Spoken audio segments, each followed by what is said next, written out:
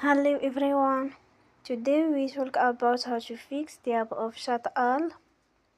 We will go to settings. Then we click on apps. After that we search the app Chat All and we click. They will on for stop.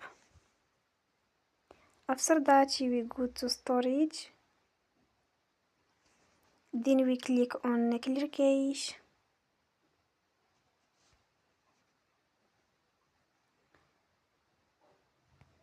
You will go to Play Store and they will update your app. Don't forget to support us by like and subscribe. See you next time and thank you for watching.